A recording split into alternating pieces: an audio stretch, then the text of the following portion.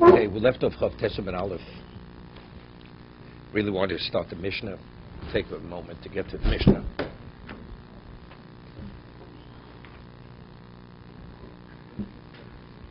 We're quoting a brisa here, where the brisa says, Moshcho b'mona, tapech Chav Tes. A person takes possession of an item belonging to Hegdish, which is worth 100. However, before he gave the money to Hegdish for the item, the price went up to 200. My time or why, but factually he did an act of acquisition when it was worth 100, so why should he have to pay the additional 100? So the Gemara says, because the Torah tells us, what causes the transfer regarding it being released from the domain of Hegdish to the domain of the acquirer, you have to pay value. So when he pays the value, so until he paid value, whose item was it? It belonged to Hegdish. So now when he's purchasing it, what's the value of the item? It's 200. So therefore he owes 200 to Hegdish, he has to pay 200. What about Moshcha b'Mosayim? Initially when he took possession of the item belonging to Hegdish, it was worth 200.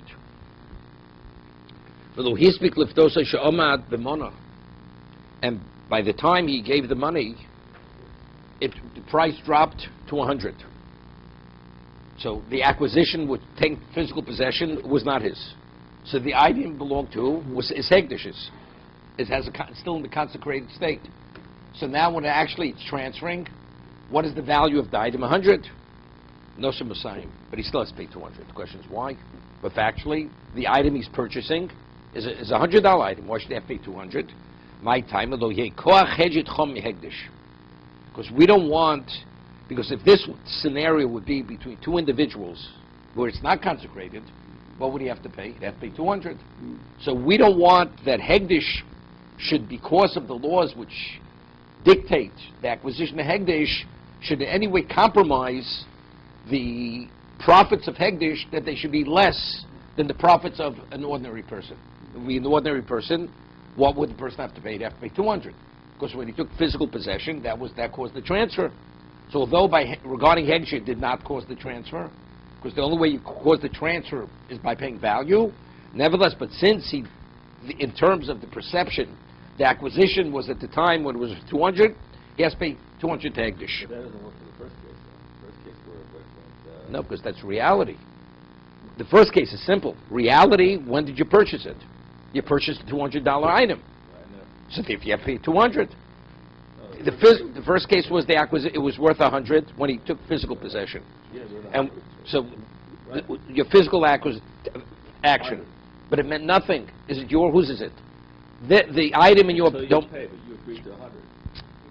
No, again. Up to 200. I want to buy the item. I'll pay its value, whatever its value is. I take physical possession. Right.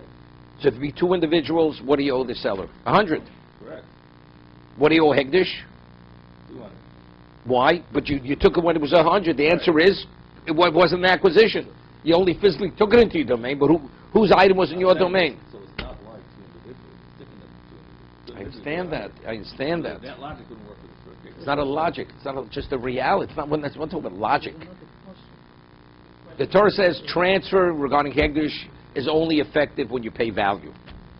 So when he took physical possession, what did it mean? It meant nothing. Regarding Hegdish, physical possession means nothing. So it could be worth a penny. Now, by the time he gives the money, it's worth $1,000. He has to pay $1,000. Because right now, this is the purchase. Second case was saying, even though on a Torah level, really you should only have to pay 100, right? Nevertheless, but if this would be between two individuals, what would you pay? You'd pay 200. Right. So we don't want Hegdish to be less than this rabbinical. Okay. This is on a rabbinical level. No, you can't. No. Because it's the same rationale. It's rabbinic. But because it's the same rationale. If this would be between two individuals, could you walk away? You couldn't walk away. So we're not going to allow you to walk away from this either. Okay? No, not kanas. There's not kanas.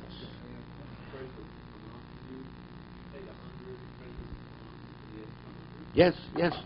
Rabbinically, you'd be taken to court. Podo b'basayim. What about he actually redeems it for 200? Will hispik l'moshchat shomad b'mono? Los b'basayim. That's simple. He initially he redeems it for 200.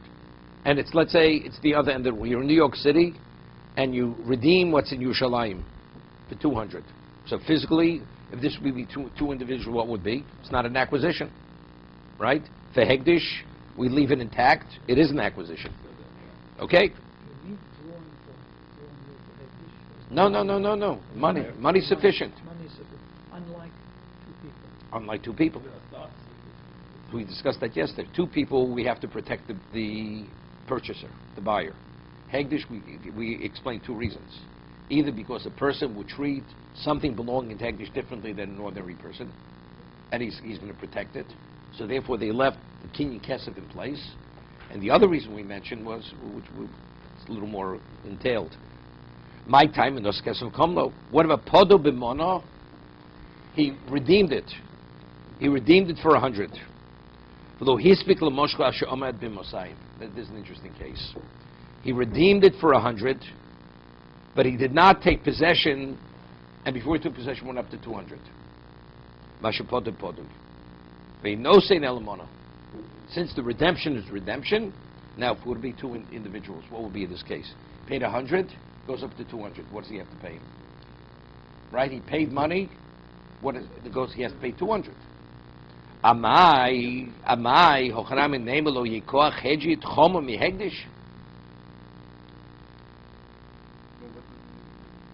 Right? We say like this.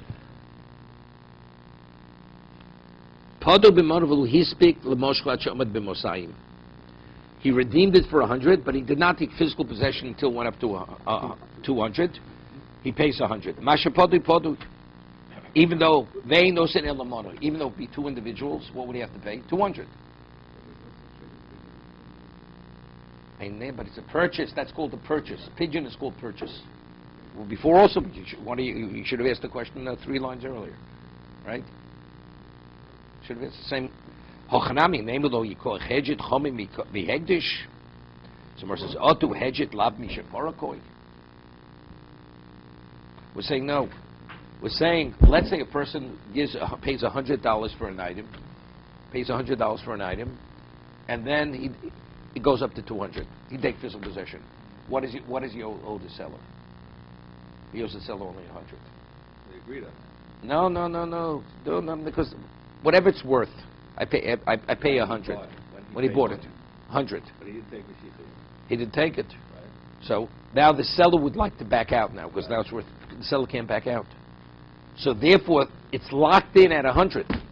Even though factually you don't own it, but since the seller is bound to the price of 100, therefore that's exactly Hegdish. Would that be the same case if he just did Mashiach and didn't pay him any money too?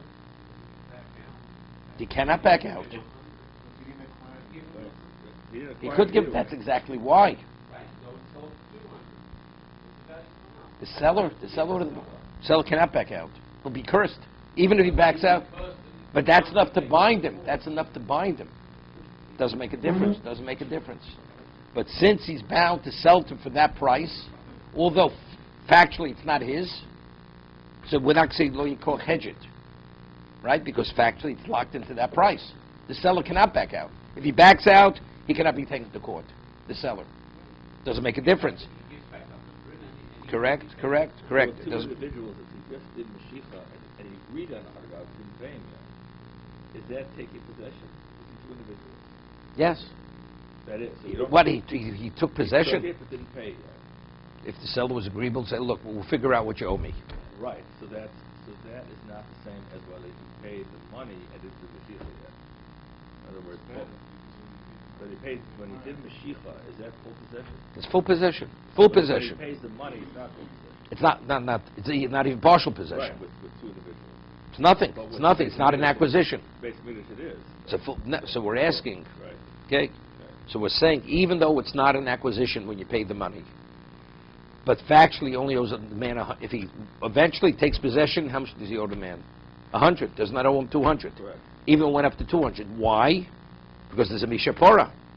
Because every case, the seller would like to back out, right? If here he's losing 100, the answer is, but they say you will be cursed if you do back out.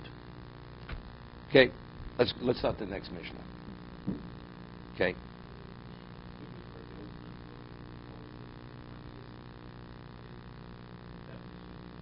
The mishapora.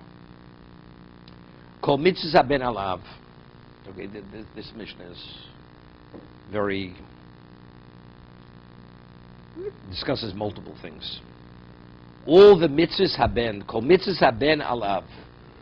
All the mitzvahs which have to be done to the son, which are incumbent upon the father, as the Mishnah will explain in a moment.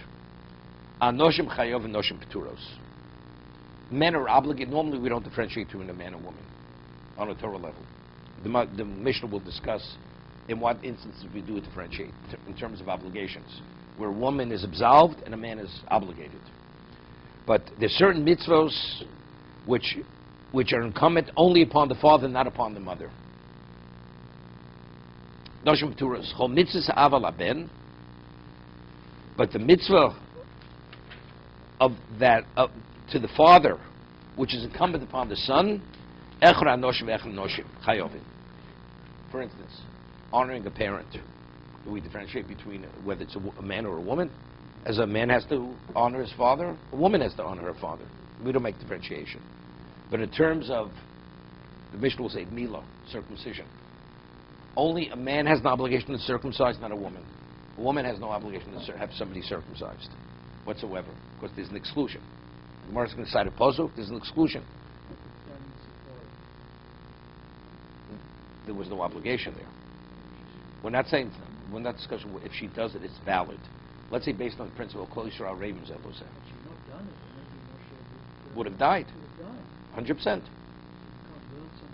No. We had a Gemara in Avodah Zarah. There's a discussion over there, is a woman qualified to do Milah?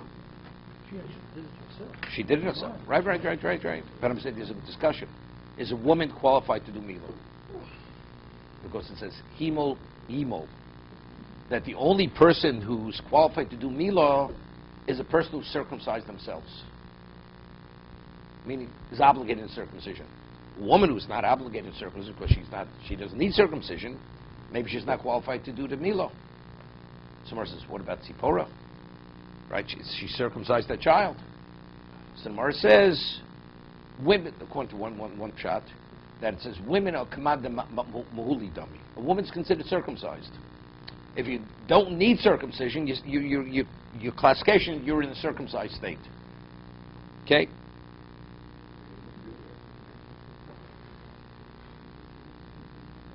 Yeah. No. Because factually he has a norla. Factually he has a foreskin. According to that, it's a problem. Right, he wouldn't qualify. Okay?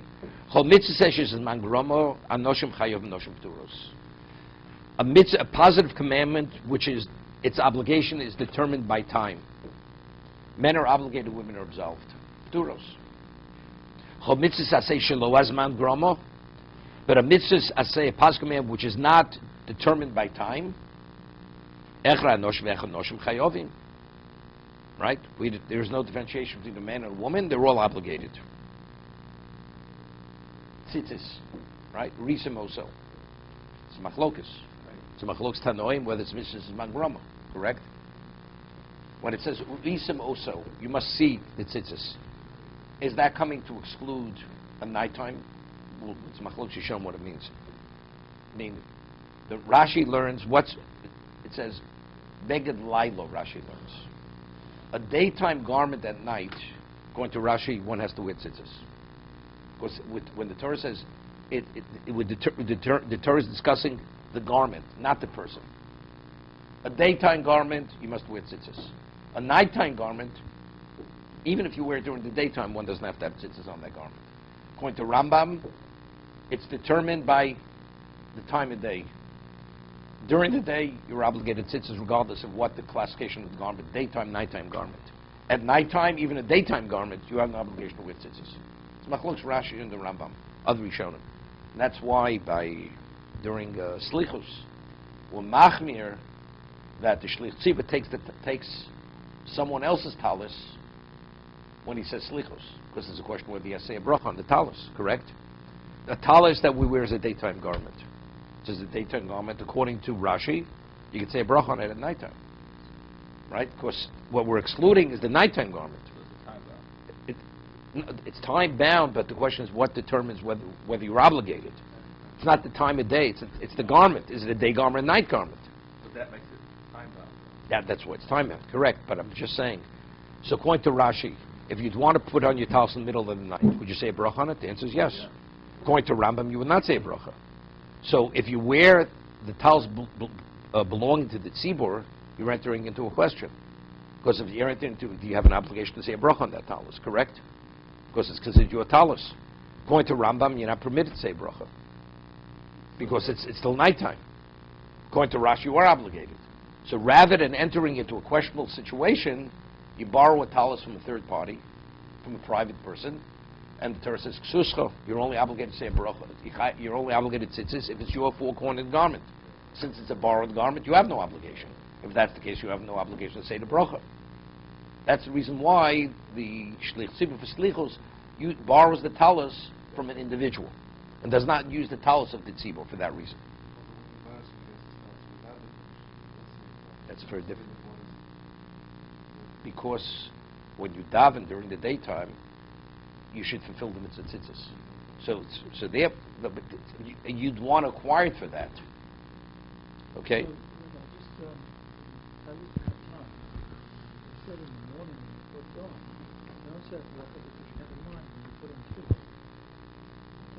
Well, we discussed what the time interruption is. Let's say in the summer, it's 3 hours till you daven from the time you awaken. You should say bracha. If you normally say bracha on the talis koton, you say bracha on your talis koton. Because this lapse of time. What is the halacha? No, I'm just telling you. If it meets the minimum size of a talis koton, you should say bracha. Sure. You should say. So all talesim. Some depends how. It's a question of 18 by 18, 22 by 22, 24 by 24. The man size. The different. Mishmur says 18 by 18 is sufficient. You do say the bracha. You would say a bracha. Right, so here's my question. We're in the middle of the winter months. We're just coming out of it. And so when you leave home, it's still night. Correct. No question about it. So now you're entering into this suffix between Rashi and the Rambam. Now, when you come to the daytime, there's a question of whether you can cover that mitzvah. When you come to put it, like here, so let's talk about now. You left home. It was dark. It was dark. It was clearly nighttime. Now you want to be covered when you come here to put on the talis. Talis godel. Yes. What's the problem? You have in mind to cover when you say the bracha, the talis godel and the talis koton. When you say the bracha. But the question there is that I wasn't obligated, according to one side of it, to put it on during the nighttime.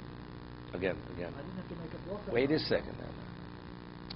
When you say a bracha on a mitzvah, it always has to precede the mitzvah.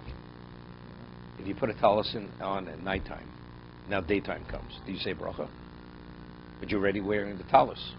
So how do you say bracha? So what's the answer? Because every moment you wear the tzitzis, it's another fulfillment of the mitzvah. So every moment, when you say the bracha, it's the moment before you're fulfilling it the next moment. So the bracha is always preceding the fulfillment of the mitzvah. So it's not a problem. So although you put it on earlier, but every moment you're actually fulfilling the mitzvah of wearing tzitzis. Because you're not permitted to wear a four-cornered garment without tzitzis. So there's a continuous fulfillment of the mitzvah of tzitzis. So therefore, when you use it's not when you put it on. When you put it on, because that's the first time that you're actually fulfilling the mitzvah. That's when you say the bracha. But if you didn't say it then, you say it afterwards. Same thing with tefillin. Every moment you wear tefillin, you fulfill the mitzvah of tefillin. Now it's different because you've eaten the food. The food you ate is gone. But now you're eating new food. No, because that's a new eating. That's understood. That's understood. But it's the same thing. You have a mezuzah on your doorpost. Every moment the mezuzah is on the doorpost, you're fulfilling the mitzvah of having mezuzah on the doorpost. It's not, you put it on, it's one mitzvah and now you're absolved. You're absolved, you don't put it on the doorpost because it's there. But it's an ongoing fulfillment of the mitzvah of mezuzah. Is tefillin time now? So that's it. They More- wear it's- it all day. People It's time bound because Shabbos you don't wear tefillin. Shabbos you're not permitted to wear tefillin. That's why it's time bound, yeah. It is mitzvah. Definitely, because since the time determines which garment is obligated or not, that's called mitzvah megrama. So we're saying that That's when you not- make that bracha on the talis mavor, you're covering the talis katan from that point forward, Correct. not what happened before. Correct. That's what we're saying. Correct. Because the mitzvah has been done all the time. Correct. Now, what about the gap? The gap. We're talking about a bracha. The credit you get for the mitzvah. Good credit. So it's a question of the bracha. They're just purely bracha. It's only a bracha question. It's a bracha. Correct. By saying obligated, does that mean that they're obligated, they're not obligated, but it's not usher, or by saying obligated? It's What a woman. If a woman would want to wear tzitzis, Right. she could wear tzitzis. She's not obligated. She could wear a four-cornered garment without putting tzitzis on it. A woman does not have to put tzitzis on a four-cornered garment. But if she wanted to, she could. She gets a mitzvah. We'll discuss this later. Ein mitzvah vosa. It doesn't have the same value as if she'd be obligated, but it has value. Still the same. Tefillin the same, but there are other issues. When we get to tefillin, we'll talk about it. Okay. She put it on a four-cornered shawl. Okay, so it's not a man's garment. Okay, let's go a little further in the Mishnah. Chol mitzvah she's man grom anoshim chayov anoshim peturos. Chol mitzvah she's lo as man grom echra anosh ve'echra anoshim chayovim. If it's not determined by time, there is no differentiation between a man and a woman. Chol mitzvah lo sase bin she's man grom and shlo as man grom echra anosh ve'echra anoshim chayovim. A negative commandment. Dietary laws. Chutz bibal takif ubibal tashchis ubal tatami lemesim. Right? A man is not permitted to cut his sideburns, to round off his corners of his head. And he's not permitted to destroy the corners of his face. Right? Negative commandment. A woman has no relevance to this, because the Gemara is going to say, he's going to explain why. Because the only person who's not permitted to round off their sideburns is the person who's not permitted to destroy the corners of their face. So since a woman doesn't normally grow a beard, has no corners of the face, so what applies in one situation applies to the other. But since one of them doesn't apply, therefore the other doesn't apply. That's what the Gemara will explain. Okay? There are two mitzvahs as magrama that a woman's obligated, which we had in Shabbos Psochin. A woman's obligated in Kiddush Friday night, although it's mitzvahs as magrama, correct? It's time determined, because the Torah juxtaposes the mitzvah of Kiddush to losasko malocha. So whoever is obligated in Shabbos, not violating Shabbos, is obligated in the mitzvah saseh. And also regard the mitzvah of matzah. Matzah is the mitzvah of magrama, because it says, Be'erev tochlu matzos, in the evening, the night of Pesach, you should eat matzah. Then it says, and you're not permitted to eat chametz. So whoever is bound by the prohibition of eating chametz is obligated in the mitzvah saseh of matzah. These are the exceptions. And also hakel. Hakel is the other one. Because the Torah says explicitly, men, women, and children should be brought to Yerushalayim. Those are the three. But the first two is because it's juxtaposed to the lo saseh. And the third, because it says explicitly in the Torah, anoshim v'noshim. It says men and women are obligated mitzvah of hakel. Oneg Shabbos included? Oneg Shabbos is purely, It's not really the... same thing. We don't make Part differentiations. of that. Women can make kiddush for a man. But you know what the Gemara says. But I mean, technically, that's Correct, she's qualified. A woman's qualified, definitely. Not for Saturday morning. Why not Saturday morning? Why not Saturday morning? Same thing. Because there's It's rabbinical, but it's the same But idea. It's a mitzvah as man Doesn't make a difference. Doesn't make a difference. In Shabbos, we don't differentiate between man and woman in Shabbos. Since Shabbos, the lo saseh applies. Lo saseh applies on Shabbos. continuously. So because regarding this period of time, regarding the negative, there's no differentiation in man and woman. Anything on the positive side, we don't make that differentiation. I mean, the Gemara asked the question. No, the Gemara asked the question. It says a woman is obligated in Dalit Kosos. So Gemara asks, if on a Doraisa, they're not obligated. It's Mrs. Van Grumma, why are they obligated in Dalit Kosos? So they were talking about Dalit Kosos independent of anything else. So the Gemara says, Afin Hoyubos on this. Because they were also beneficiaries of the miracle. Right? That's the Gemara answers. But here, the Shabbos day Kiddush is a rabbinical Kiddush which relates to Shabbos. Regarding Shabbos, we say, why do you make Kiddush even during the day rabbinically? It also touches upon the Zohar. So since the Zohar is connected to the negative, we don't differentiate between the man and the woman. So therefore the woman, if she could be motzi the man at night, or is obligated at night, she's obligated in the day Kiddush. A woman's not permitted to eat. Havdalah, she also. Because we connect it, it's a machlok Rishonim. Right? Because the Torah, we equate Havdalah to Kiddush. Just as you acknowledge the entry of Shabbos, you have to acknowledge when it ends. According to Rambam, it's Doraisa Havdalah. According to other Rishonim, it's Drabanan. But it's within the context of connecting the entry versus the ending of Shabbos. Okay.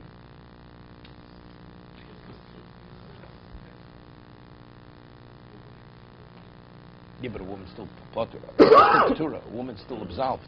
Even first night, the woman does not have to sit in the sofa. Okay. This strong negative statement that the Gemara makes about women, that actually says the Kiddush for Friday night. Does that also apply, for example, let's suppose she didn't do that, the man made the Kiddush, but she did the Motzah. Would the same strong criticism apply to that act? The Gemara's not speaking Kiddush necessarily. The Gemara is not saying Kiddush. No, No, not specifically Kiddush. So it would apply to that. Correct. If the man is able to say the bracha, what is he having his wife say the bracha? Person is incapacitated, okay, it's fine. It's the same obligation for Kiddush. Still, but it's inappropriate. But what if it's inappropriate maybe because of sneers? Is that what we're saying? It's just the two of them. It's just that nobody else is there. Nobody else is there. It's not a question of tznius. It's not a question of kovrat tzibur. None of that. Right, but what is it? You know why this world looks the way it looks? Exactly because of that. That's why the Torah says a curse should come upon the man who has his wife cover him when he's able to do it himself. Okay? Because everybody has their role. Everybody has their role. I understand, but So if you know what your role is, then you have no problem when your husband does the Lechem Mishnah. yeah, but the role is that the woman has an obligation to hear. But we have Shomei Kona. We have Shomei Kona. Right? The person's a guest at his house. He says, but I have an obligation. Okay, I'll be motzi. I'll cover you. Right? So the same thing. As you cover anybody else, you cover your wife in Kiddush. That's the role defined by a source, or is it just, chicken and egg, this is no, so that's the way the roles are. Okay? We'll discuss it. Let's first talk about the halacha, and then we'll get to that. I was once at a bris in Englewood. Alan's not here. And somebody asked me if his wife's grandmother could be the sandik at the bris. This was an Orthodox shul. And he was sincere. Could his wife? He wants to give the grandmother, an honor. I said, that's not appropriate. It's not. Okay? That's where it happened. It never has to be. Michael mitzvah ben alav. What does the Mishnah mean when it says the kol mitzvahs haben alav? All the mitzvahs, the son upon the father. Does it mean to say all the mitzvahs that a father is obligated to his father? Nosha Peturos. Is that what the Mishnah is saying? A woman is absolved from those mitzvahs. Only a child is obligated to his father, not the daughter. V'otanyo. Ish, it says Ish imo v'oviv tiro. Right? A person has to revere his father and his mother. His mother and his father. Ainly ish isha minayin. How do we know that a woman has to revere her parents? Yeshu ome ish imo v'aviv tiro. It says tiro. Harei kan shnayim. So we're speaking about two people. So that includes the woman. Amrev, you say, how do we understand the Mishnah? Amrev yudochi kamer kol mitzvahs haben hamutolas alav. The mitzvahs regarding the child which is incumbent upon the father. Lasus lebno, that the father has to do on behalf of his child. Anoshim chayovi, noshim pturas. A man is obligated, men are obligated, women are absolved. To be continued.